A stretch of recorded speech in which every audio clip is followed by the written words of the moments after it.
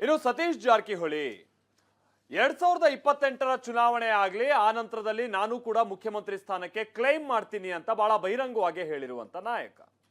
ಮತ್ತೊಂದು ಕಡೆ ಖುದ್ದು ಮುಖ್ಯಮಂತ್ರಿಗಳ ಪುತ್ರ ಕೂಡ ಅಂದ್ರೆ ಯತೀಂದ್ರ ಸಿದ್ದರಾಮಯ್ಯನವರು ಕೂಡ ಒಂದು ರೀತಿ ಸಿದ್ದರಾಮಯ್ಯನವರ ಮುಂದುವರೆದ ಹಂತದಲ್ಲಿ ನಾಯಕತ್ವ ವಹಿಸ್ಕೊಂಡು ಹೋಗ್ಬೇಕಾದಂತವರು ಸತೀಶ್ ಜಾರಕಿಹೊಳಿ ಅಂತ ಹೇಳ್ತಾ ಇದ್ರು. ಈಗ ಡಿ ಕೆ ಶಿವಕುಮಾರ್ ಅವರು ಸತೀಶ್ ಜಾರಕಿಹೊಳಿ ಅವರನ್ನ ಭೇಟಿಯಾಗಿದ್ದಾರೆ. ಏನದು ವಿಚಾರ ಅದು ನೋಡೋಣ. ಅದರ ಜೊತೆಗೆ ಇವತ್ತು ನಿರ್ಮಲಾನಂದನಾಥ ಶ್ರೀಗಳು ಒಂದು ಹೇಳಿಕೆಯನ್ನ ಕೊಟ್ಟಿದ್ದಾರೆ. ಏನಂತ? ಡಿ ಕೆ ಶಿವಕುಮಾರ್ ಅವರಿಗೆ ಮುಖ್ಯಮಂತ್ರಿ ಸ್ಥಾನವನ್ನ ಬಿಟ್ಕೊಡ್ಬೇಕು ಅನ್ನುವಂತ ಅರ್ಥದಲ್ಲಿ ಅವರು ಕೂಡ ಹೇಳಿದ್ದಾರೆ. ಇದು ಭಕ್ತರ ಕೋರಿಕೆ, ನಮ್ಮ ಇಂಗಿತ ಅಂತಾನು ಕೂಡ ಹೇಳಿದ್ದಾರೆ. ಯಾರು? ನಿರ್ಮಲಾನಂದನಾಥ ಶ್ರೀಗಳು.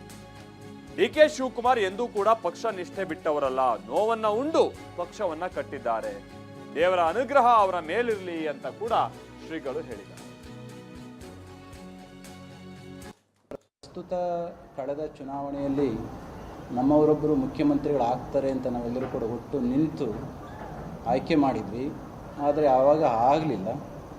ಅವರು ಹೇಳಿದ್ದ ಪ್ರಕಾರ ಸುಮಾರು 2.5 ವರ್ಷಗಳ ನಂತರದಲ್ಲಿ ಅವಕಾಶ ಸಿಗುತ್ತೆ ಎಂಬ ಆಶಾಭಾವನೆಯನ್ನು ನಾವೆಲ್ಲರೂ ಕೂಡ ಇಟ್ಟುಕೊಂಡಿದ್ವಿ. ಆದರೆ ಅದು ಆಗೋ ಹಾಗೆ ಕಾಣಿಸ್ತಾ ಇಲ್ಲ. ಅದು ಆಗುವ ಹಾಗೆ ಆಗದಲ್ಲೇ ಹೋದದ್ದೇ ನಮ್ಮೆಲ್ಲರೂ ಕೂಡ ಬೇಸರ ಆಗುತ್ತೆ ಅಂದರೆ ಸಾವಿರಾರು ಜನ ಭಕ್ತರುಗಳು ನಮಗೆ ಕಾಂಟ್ಯಾಕ್ಟ್ ಮಾಡ್ತಾ ಇರ್ತಕ್ಕಂಥದ್ದು ಸರ್ವವಿದಿತ, ನೀವೆಲ್ಲರೂ ಕೂಡ ನೋಡಿದ್ರಿ ಇಷ್ಟೊತ್ತು.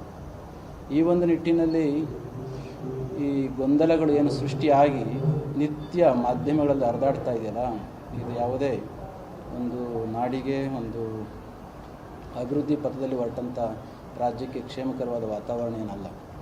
ಇದನ್ನು ಸರಿಯಾದ ರೀತಿಯಲ್ಲಿ ಸ್ಪಷ್ಟತೆಯನ್ನು ಕೊಟ್ಟು ಮಾಡಬೇಕಾಗಿರ್ತಕ್ಕಂಥ ಕಾರ್ಯವನ್ನು ಮಾಡಬೇಕಾಗಿರ್ತಕ್ಕಂಥದ್ದು ಕಾಂಗ್ರೆಸ್ ಹೈಕಮಾಂಡ್ನವರು.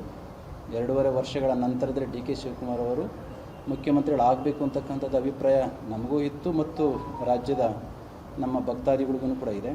ಆ ಕೆಲಸವನ್ನು ಹೈಕಮಾಂಡ್ ಅವರು ಮಾಡಿ ಏನು ಕೆಂಗಲ್ ಹನುಮಂತಯ್ಯನವರ ಕಾಲದಿಂದ ಕೆ ಸಿ ರೆಡ್ಡಿಯವರಿಂದ ಕಾಲದಿಂದನೂ ಕೂಡ ಈ ರಾಜ್ಯವನ್ನು ಆಳಿ ಅಭಿವೃದ್ಧಿ ಪಥದಲ್ಲಿ ತೆಗೆದುಕೊಂಡು ಹೋಗಲಿಕ್ಕೆ ದೇವೇಗೌಡರು, ಎಸ್ ಎಂ ಕೃಷ್ಣ ಅವರು, ಸದಾನಂದ ಗೌಡರು ಮತ್ತು ನಮ್ಮ ಎಚ್ ಡಿ ಕುಮಾರಸ್ವಾಮಿ ಅವರು ಎಲ್ಲ ಮಾಡಿದಲ್ಲ, ಅದೇ ನಿಟ್ಟಿನಲ್ಲಿ ಪಕ್ಷಕ್ಕೋಸ್ಕರ ಪಕ್ಷದ ಶಿಸ್ತಿನ ಸಿಪಾಯಿಯಾಗಿ ದುಡಿದಿರ್ತಕ್ಕಂಥ ಶಿವಕುಮಾರ್ ಅವರಿಗೆ ಒಂದು ಅವಕಾಶ ಸಿಗಬೇಕು ಅಂತಕ್ಕಂಥದ್ದು ಎಲ್ಲರ ಒಂದು ಒಕ್ಕರಿನ ಕೂಗು ಮತ್ತು ಎಲ್ಲ ನಾಯಕರುಗಳು ಕೂಡ ಆ ಭಾವನೆಯನ್ನು ವ್ಯಕ್ತ ಮಾಡ್ತಾ ಇದ್ದಾರೆ.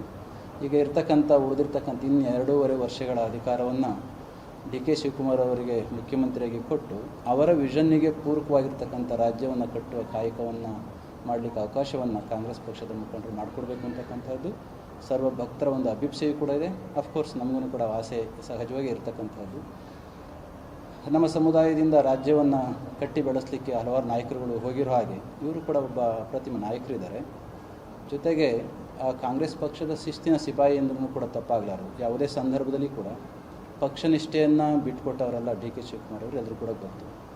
ಪಕ್ಷದ ಉಳಿವಿಗಾಗಿ, ಪಕ್ಷದ ಏಳಿಗೆಗಾಗಿ ಎಷ್ಟೋ ನೋವುಗಳನ್ನು ಏಕಾಂಗಿಯಾಗಿ ನಿಂತು ಅದನ್ನು ಸ್ವೀಕರಿಸಿ ಹೋರಾಡಿದಂಥವರು, ಅಂತೆಲ್ಲ ಸೇವೆಯನ್ನು ಮಾಡಿರ್ತಕ್ಕಂಥ ಡಿ ಕೆ ಶಿವಕುಮಾರ್ ಅವರು ಈ ಸಂದರ್ಭದಲ್ಲಿ ಮುಖ್ಯಮಂತ್ರಿಗಳಾಗ್ತಾರೆ ಅಂತಕ್ಕಂಥ ಭಾವನೆ ಎಲ್ಲರಿಗೂ ಕೂಡ ಇದೆ. ಅದೇ ಭಾವನೆ ನಮಗೂ ಕೂಡ ಇದೆ. ಆ ಒಂದು ಭಾವನೆಗೆ ಪೂರಕವಾಗಿ ಅವರ ಹೈಕಮಾಂಡ್ ಕೆಲಸ ಮಾಡುತ್ತೆ ಅಂತ ಒಂದು ಭರವಸೆ ಇದೆ. ಆದಷ್ಟು ಬೇಗ ಅವರು ಸಿಎಂ ಆಗಬೇಕು ಅಂತಕ್ಕಂಥದ್ದು ಎಲ್ಲರ ಒಂದು ಭಾವನೆ. ಆ ಭಾವನೆಗೆ ಪೂರಕವಾಗಿ ದೈವದ ಅನುಗ್ರಹ ಅವರಿಗಿರಲಿ ಅಂತ ನಾವು ಹಾರೈಸ್ತೇವೆ. ಸೊ ಇದು ನಿರ್ಮಲಾನಂದನಾಥ ಶ್ರೀಗಳು ಹಾಸನದಲ್ಲಿ ಇವತ್ತು ಕುಂದೂರಿನಲ್ಲಿ ಮಾತನಾಡ್ತಾ ಈ ವಿಚಾರವನ್ನ ಹೇಳಿರೋದು. ಡಿ ಕೆ ಶಿವಕುಮಾರ್ ಕೂಡ ಪಕ್ಷ ನಿಷ್ಠರಾಗಿದ್ದಾರೆ. ಬಹಳಷ್ಟು ನೋವುಂಡು ಅವರು ಪಕ್ಷವನ್ನ ಕಟ್ಟಿದ್ದಾರೆ.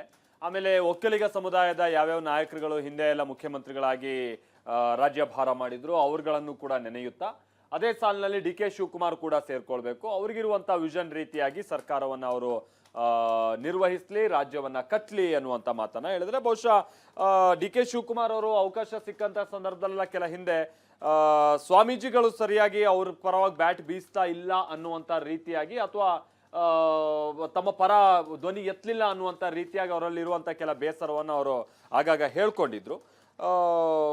ಅದನ್ನು ಸೂಚ್ಯವಾಗಿ ಅವ್ರು ಹೇಳ್ಕೊಂಡಂಥದ್ದನ್ನು ಕೂಡ ನಾವು ಹಿಂದೆ ಗಮನಿಸಿದ್ದೀವಿ. ಬಟ್ ಈಗ ಶ್ರೀಗಳು ಸ್ವತಃ ನಿರ್ಮಲಾನಂದನಾಥ ಶ್ರೀಗಳೇ ಇಷ್ಟೊಂದು ಗಟ್ಟಿ ಧ್ವನಿಯಲ್ಲಿ ಡಿ ಕೆ ಶಿವಕುಮಾರ್ ಅವರ ಪರವಾಗಿ ಆಡಿರುವಂಥ ಮಾತಿದೆಯಲ್ಲ, ಅವರಿಗೆ ಇದು ಸಮುದಾಯದ ಬೆಂಬಲ ತಲುಪುವಂತಹ ನಿಟ್ಟಿನಲ್ಲಿ ಅನುಕೂಲ ಆಗಬಹುದು ಅಂತ ಕಾಣಿಸುತ್ತೆ.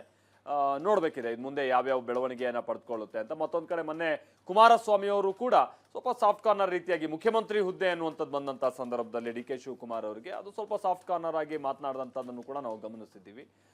ಹೀಗಾಗಿ ಇದೆಲ್ಲ ಯಾವ ರೀತಿಯಾಗಿ ಪಾಸಿಟಿವ್ ಆಗಿ ಡಿ ಕೆ ಶಿವಕುಮಾರ್ ಅವರಿಗೆ ಅಂದ್ರೆ ಅವ್ರು ಪರಿಣಮಿಸಬಹುದು ಅನ್ನುವಂಥದ್ದನ್ನ ನೋಡ್ಬೇಕಿದೆ. ಯಾಕಂತಾದ್ರೆ ಸಿದ್ದರಾಮಯ್ಯನವರ ಪರವಾಗಿ ಕೆಲ ಮಠಾಧೀಶರು ಮಾತೆತ್ತುವಂಥದ್ದು, ಅದರಲ್ಲೂ ಕುರುಬ ಸಮುದಾಯಕ್ಕೆ ಸಂಬಂಧಪಟ್ಟ ಹಾಗಿನ ಕೆಲ ಶ್ರೀಗಳೆಲ್ಲ ಮಾತನಾಡಿದಂಥದ್ದು ಬಹಿರಂಗವಾಗಿ ಹೇಳ್ತಾ ಇದ್ದಾರೆ. ಬಟ್ ಒಕ್ಕಲಿಗ ಸಮುದಾಯಕ್ಕೆ ಸಂಬಂಧಪಟ್ಟ ಹಾಗೆ ಡಿ ಕೆ ಶಿವಕುಮಾರ್ ಅವರ ಪರವಾಗಿಯೂ ಕೂಡ ಈಗ ಶ್ರೀಗಳ ಬೆಂಬಲದ ಮಾತು ಸಿಕ್ಕಿರುವಂಥದ್ದು ಇದೆಯಲ್ಲ. ಆಮೇಲೆ ಶ್ರೀಗಳಿಗೂ ಪಾಲಿಟಿಕ್ಸ್ಗೂ ಏನ್ ಸಂಬಂಧ ಅನ್ನುವಂಥದ್ದು ಕೆಲವರು ಪ್ರಶ್ನೆ ಮಾಡುವಂಥವ್ರು ಇದ್ದೇ ಇರ್ತಾರೆ. ಆದ್ರೆ ಸಮುದಾಯದ ಸಿಟ್ಟನ್ನ ಏನಾದ್ರೂ ಆಯಾ ಪೊಲಿಟಿಕಲ್ ಪಾರ್ಟೀಸ್ಗಳು ತಿಂದುಂಡಿದ್ದೆ ಆದಲ್ಲಿ ಬಹಳ ಕಷ್ಟನೇ ಅದನ್ನ ಅನುಭವಿಸುವಂಥದ್ದು ಕೂಡ. ಅದನ್ನ ಹಿಂದೆ ಬಹಳ ಸಂದರ್ಭದಲ್ಲಿ ಬೇರೆ ಬೇರೆ ಪಾರ್ಟಿಗಳು ಅದನ್ನ ಎಕ್ಸ್ಪೀರಿಯನ್ಸ್ ಮಾಡಿದೆ ಕೂಡ.